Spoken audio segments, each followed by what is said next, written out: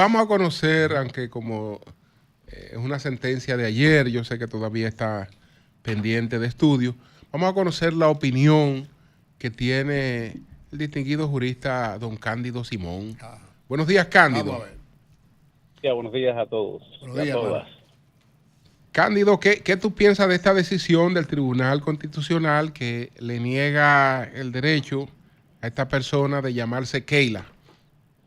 Fíjate que fíjense que esa sentencia en esencia no aborda el tema de la orientación o de la preferencia sexual, sino el tema de la designación del nombre, que es a lo que se refiere la nueva ley sobre del Estado Civil. En esa ley se indica que no puede haber, entre otras cosas, con respecto del nombre, no puede haber confusión respecto de la situación de sexual de la persona. Y lo de sexual lo dejo ahí porque una cosa es lo sexual, otra cosa es el género, que se ha distinguido a nivel internacional. Entonces, y tampoco, también prohíbe hay dos solamente. que las personas utilicen el mismo nombre, por ejemplo, o los apellidos. Por ejemplo, la familia Veras Goico, hay muchos que son Veras pero no son Goico. Hay otros que son Goico pero no son Veras. Sin embargo, históricamente, por una cuestión de costumbre de su pueblo de origen, en el Ceibo, pues ellos utilizaban, aún los sobrinos, el apellido Veras Goico y como si Veras Goico fuera un solo apellido.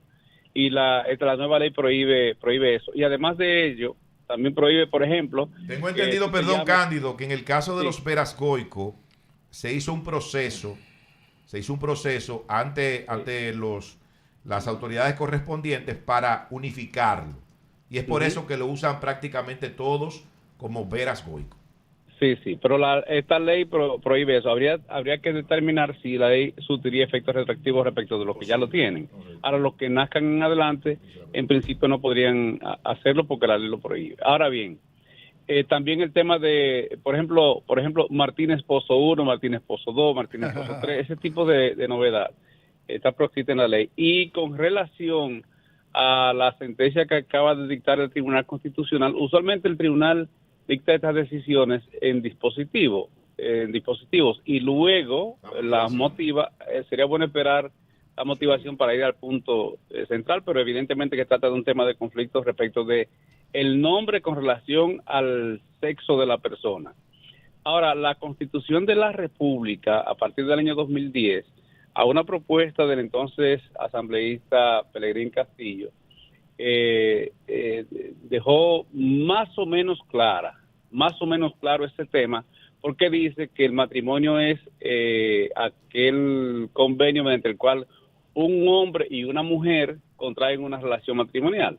No se refiere a la relación de hecho, por ejemplo, en que dos personas del mismo sexo decidan establecer una unión de hecho. Entonces dejó eso un poco fuera de contexto. Ahora, respecto del tema tratado, en cuanto al fondo del tema de la decisión de ser mujer, aunque usted haya nacido hombre, o de ser hombre, aunque haya nacido mujer y se haya desarrollado como tal sus órganos sexuales, la Corte Federal del Reino Unido, que es la especie de tribunal constitucional, recientemente emitió una decisión indicando que la orientación a la preferencia sexual no lo determina tu estado civil, sino que esto se determina en función del sexo. O sea, si naciste con órganos sexuales hembra, eres hembra, y si naciste con órganos sexuales varón, eres hombre, o eres mujer o eres hombre.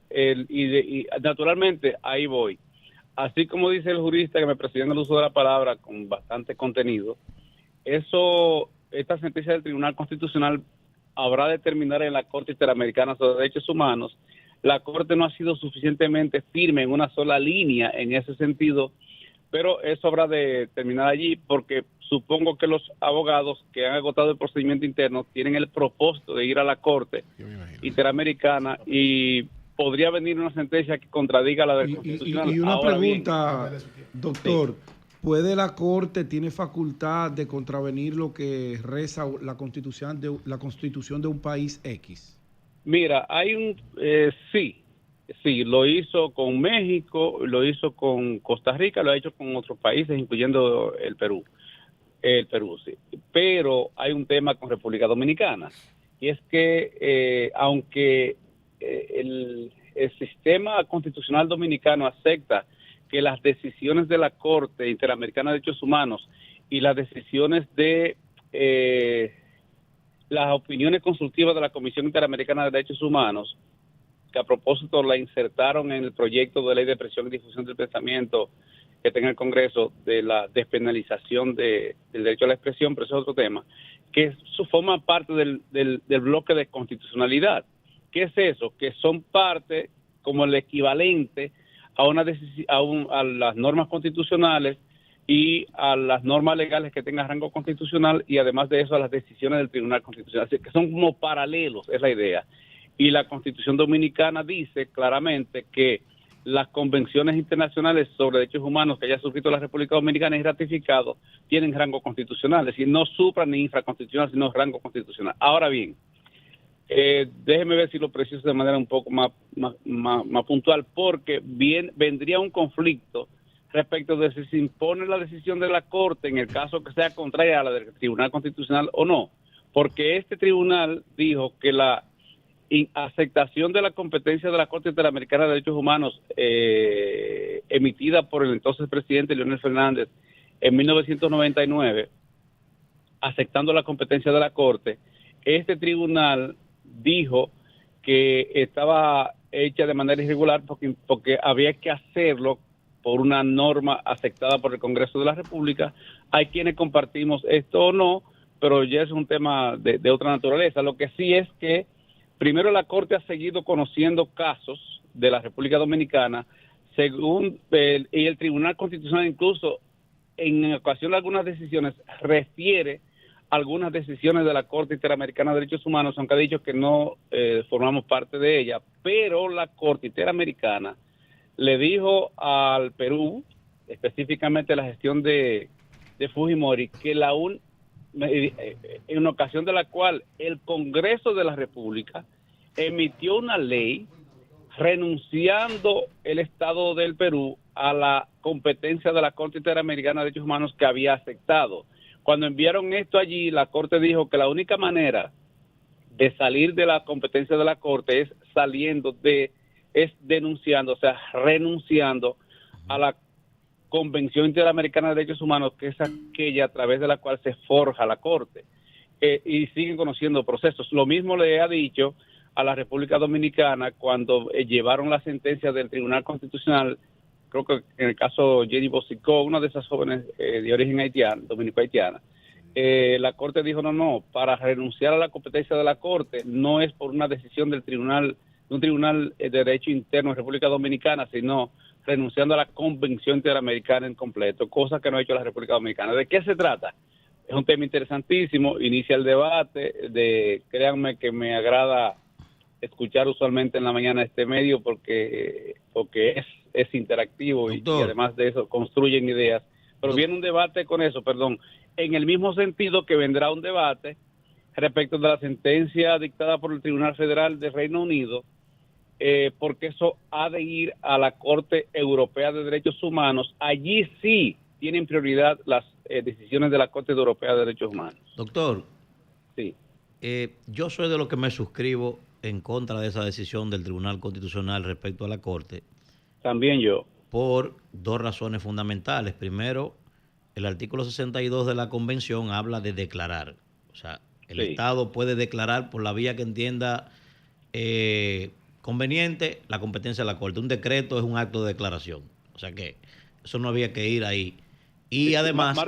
Márcamelo ahí, por favor, para fortalecer tu comentario. Fíjate, lo dice la Convención y resulta que en derecho internacional público, y eso lo es, la costumbre es una fuente de derecho. Ahí voy, doctor. Ahí voy, a la figura del stopper, ¿verdad? Doctrina de los actos propios. Nosotros tuvimos un representante en ese tribunal.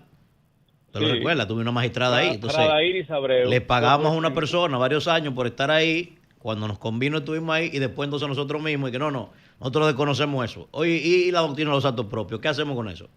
Sí. Y no, y con la particularidad de que para usted, para un estado postular y un candidato a miembro o candidata a miembro de la Corte Interamericana, es necesario que haya aceptado la competencia de la Corte. Así Por es. eso aceptaron,